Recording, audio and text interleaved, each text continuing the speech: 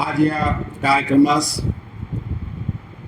मंचावर उपस्थित या कार्यक्रमाचे प्रमुख अतिथी माननीय आमदार श्री योगेश तेरेकर साहेब, आमचे सहकारी जॉईंट सीपी श्री संजय दराडेजी, या परिसराचे पोलीस उपायुक्त श्रीमती लक्ष्मी शिवनकर मॅडम, आज प्रमुख अतिथी म्हणून उपस्थित जयंत येवडेकरजी, श्री श्रेणी कर्नावत यांचे सर्व प्रकल्पामध्ये मोठ्या प्रमाणात त्यांनी सर्व बांधकाम करून देणार आहे.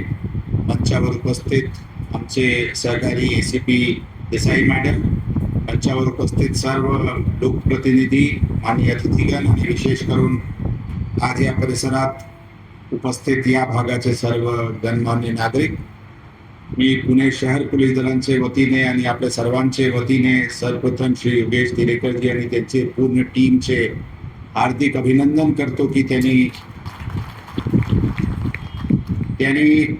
नवीन वास्तू आम्हाला देणारच आहे, परंतु तत्पूर्वी जे आम्हाला दैनंदिनी अडचण नवीन पोलीस स्टेशन चालवण्यामध्ये होत आहे ते लक्षात ठेवून त्यांनी आज हे 8-10 कमरे अत्यंत चांगले सुसज्ज इथे हे वास्तू आम्हाला देत आहे. खऱ्या अर्थाने आपले अभिनंदन आणि विशेष अभिनंदन आमचे प्रभारी अधिकारी यांचे, ज्यांनी सतत त्यांच्याशी संपर्क करून श्री PI श्री पाटील साहेबांनी आणि त्यांचे पूर्ण येवलेवाडी पोलीस स्टेशनचे सर्व अधिकारी आणि कर्मचाऱ्यांचे पण आपले सर्वांचे वतीने त्यांचे अभिनंदन करतो. खऱ्या अर्थाने सर्वप्रथम 2 वर्षापूर्वी आमदार साहेब ज्यावेळी आम्ही आलो होतो शहरात 32 पोलीस स्टेशन आणि 1 सायबर म्हणजे 33 पोलीस स्टेशन असायचे. आपण 6 नवीन पोलीस स्टेशन सांगितले. खरं 2 वर्षात शासनाने 12 नवीन पोलीस स्टेशन पुणे शहराला दिलेली आहे.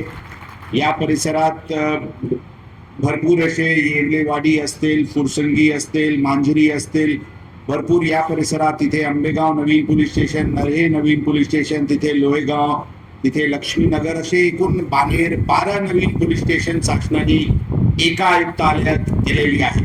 हे खरं आजपर्यंत महाराष्ट्रात कुठेही घडला नाही. याचबरोबर फक्त पोलीस स्टेशन भरपूर ठिकाणी सँक्शन होते, परंतु त्यासाठी मनुष्यबळ हे प्रथम वेळी एकाच वेळी अंदाजन 1800 नवीन पोलीस कर्मचारीचे पदे राज्य शासनाने सँक्शन केली आणि आता 3 महिन्यापूर्वी 1800 जे महाराष्ट्रात मुंबई नंतर सर्वात मोठी भरती झाली ते पोलीस भरतीमध्ये 1800 कर्मचाऱ्यांची निवड झाली. ते आता ट्रेनिंग मध्ये आहे. जे आमदार साहेब आपण म्हणत होते कर्मचाऱ्यांची थोडी कमतरता आहे, खरी गोष्टी आहे. 12 नवीन पोलीस स्टेशन आम्ही स्थापित केले. कर्मचारीचे रिक्रुटमेंट मध्ये थोडा वेळ लागते, रिक्रुटमेंट होते, ट्रेनिंग होते. आता ते ट्रेनिंगसाठी गेलेले आहे. 8 महिन्यात ते आयुक्तालयात 1800 नवीन कर्मचारी ट्रेनिंग होऊन येणार आहे आणि त्यानंतर जे 1800 कर्मचारी हे वेगवेगळे पोलीस स्टेशनला काम करणार आहे. नक्कीच त्याचे एक फायदा होईल. फायदा नवीन पोलीस स्टेशनची ऑलरेडी झालेली आहे. याचे व्यतिरिक्त राज्य शासनाने मागचे 2 वर्षात CCTV प्रकल्पसाठी जे साहेब बोधदेव घाट आणि अशा प्रकारचे 21 टेकडी होती, ते सर्व टेकडीला अत्याधुनिक AI based cameras, lighting, IP based speaker, अशा प्रकारचे सुसज्ज स्थिती आणि सगळे 21 टेकडी आता कव्हर झालेली आहे. CCTV प्रकल्पाने वेगवेगळे मॉडर्नायझेशन मध्ये राज्य शासनाने अंदाजन 2000 कोटी रुपये पुणे शहर पोलीस दलासाठी सँक्शन केलेले आहे आणि हे 12 नवीन पोलीस स्टेशन त्याचे एक भाग आहे. मी आपल्या सर्वांचे वतीने, आमच्या वतीने, आमदार साहेबांच्या वतीने राज्य शासनाचे आणि माननीय मुख्यमंत्री महोदयांचे हार्दिक धन्यवाद देतो, त्यांचे आभार व्यक्त करतो की इतके मोठा मनुष्यबळ आणि इतके मोठे सँक्शन राज्य शासनाने पोलीस दलासाठी केले. मी पुणे शहर पोलीस दलांच्या वतीने पुणेचे नागरिक आणि आपल्या सर्वांना आश्वासन देऊ इच्छितो की आमचे प्रत्येक अधिकारी आणि कर्मचारी अत्यंत इमानदारीने, मेहनतीने, पारदर्शक रीतीने काम करण्यासाठी आणि कायदा व सुव्यवस्था बाधित ठेवण्यासाठी पूर्णपणे सुसज्ज असते, कटिबद्ध असते. एखादी टक्के लोक आमचे मध्ये पण वाईट आहे. समाजातील प्रत्येक घटक मध्ये काही ना काही वाईट लोक असते, परंतु 99.99% आमचे लोक चांगले काम करत आहे आणि शहरात कायदा सुव्यवस्था असो, गुन्हेगारी असो यावर मोठ्या प्रमाणात त्यांचे नियंत्रण करण्यासाठी पूर्णपणे प्रयत्न करत असते. मध्ये मध्ये काही लोक खोटे नेरेटिव्ह पसरवण्याचे प्रयत्न करत असते. एखादी काही घटना घडली की ते पुन्हा क्राईम कॅपिटल झाला, पुन्हा गुन्हेगारी वाढली, अशा प्रकारचे नेरेटिव्ह पूर्णपणे 100% खोटा आहे. यामध्ये कोणत्याही प्रकारचे तथ्य नाही. सांख्यिकी तौरवर हे सिद्ध आहे. भारत सरकारचे डेटावरून हे सिद्ध होते की पुणे राज्यात आणि देशात एक शांत शहर मध्ये म्हणून त्याची ओळख आहे. आणि तीच ओळख पुणे शहर पोलीस दलाचे अधिकारी आणि कर्मचारी आणि आपले सहकार्यांनी पुणे पण तसेच ठेवू हे आम्ही आपल्याला गवाही देतो.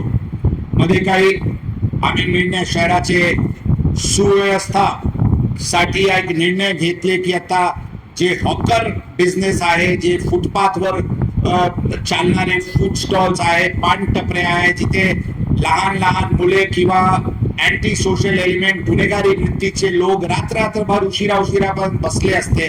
आम्ही निर्णय घेतले की अशा प्रकारचे हॉकर्सला 10 वाजताची महानगरपालिका परवानगी देते.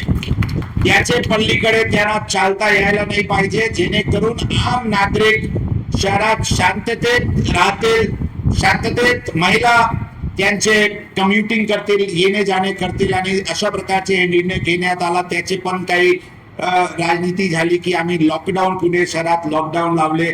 अशा काही गोष्टी नव्हती. जे परमानंट स्थापना आहे, जे परमानंट रेस्टॉरंट आहे, परमानंट दुकान आहे, त्यांना 24 तास चालू ठेवण्याची मुभा राज्य शासनाने दिलेली आहे. त्याचे परिपत्रक इश्यू केलेले आहे. त्यावर 100% पोलीस दल कायम आहे. हे फक्त तात्पुरता स्थापना, जे पान टपरी आणि गैरकायदेशीर जे गतिविधी चालत होता, अशा प्रकारचे स्थापनाला बंद करण्याची निर्णय घेण्यात आलेली आहे. कोंढवाचे थानेदार साहेब इथे आहे, इंगलेवाडीचे थानेदार साहेब आहे. कृपया करून याचे 100% अंमलबजावणी करा. आता आमदार साहेब पण सांगत होते की त्याची एक चांगली इम्पॅक्ट दिसून येत आहे. रस्त्यावर जे अशा प्रकारचे वाईट प्रवृत्तीचे मुले बसायचे किंवा फिरायचे किंवा ट्रिपल सीटवर चालायचे, त्याचे परिणाम कमी दिसते.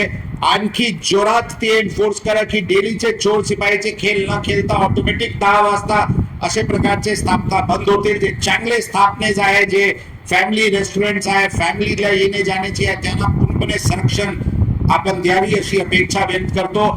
आणि इथे सर्व लोकप्रतिनिधी आहे, सगळे नगरसेवक आहे. मध्ये एक आम्ही अपेक्षा व्यक्त केली होती की सर्व नगरसेवकांनी त्यांचे प्रभाग मध्ये एक ड्रग फ्री प्रभाग ची एक संकल्पना राबवावी की आपले प्रभाग मध्ये 1% पण गांजा किंवा एमडी किंवा ड्रग्स विकले जाणार नाही. याचे आपण एक ओनरशिप घ्या. पोलीस विभाग आपले सोबत भक्कमपणे उभे राहून एक नागरिकांचे सहकार्याने, नवीन जे युवक पिढी आहे त्यांचे सहकार्याने सगळे प्रभाग जर ड्रग मुक्त करता आला तर एक मोठी त्याचे फायदा एक जनरल सुव्यवस्थासाठी होईल. मी दोन्ही थानेदारांना आणि सर्व अधिकारी कर्मचाऱ्यांना सांगतो, एक गांजा विकणारे जे सगळे रेकॉर्डवरचे आरोपी आहे, एकदा सगळ्यांना परेड इथेच या नवीन परिसरात जरा काढा. मानवाधिकार आयोगचे दृष्टिकोनातून मी बरीचशी गोष्टी बोलू शकत नाही, परंतु अशा मन परिवर्तन त्यांचे करा की पुढच्या काळात ते किंवा त्याचे कुटुंब कधी पण अशा प्रकारचे हिंमत गांजा आणि एमडी आणि ड्रग्स विकण्याची करणार नाही. अशा प्रकारचे काहीतरी नवीन वास्तूमध्ये नवीन उपक्रम काहीतरी राबवा. क्रिमिनल्स असतील, गुन्हेगार असतील, गांजावाले असतील, दारूवाले असतील, पटकावाले असतील, आणि त्यांचे परेड वगैरे काढा. लोकांना पण कॉन्फिडन्स वाटेल, कारण नवीन पोलीस स्टेशन, नवीन इमारत, लोकांची अपेक्षा पण पोलीस दलांकडून वाढले असतील आणि ती अपेक्षा पूर्ण करण्यासाठी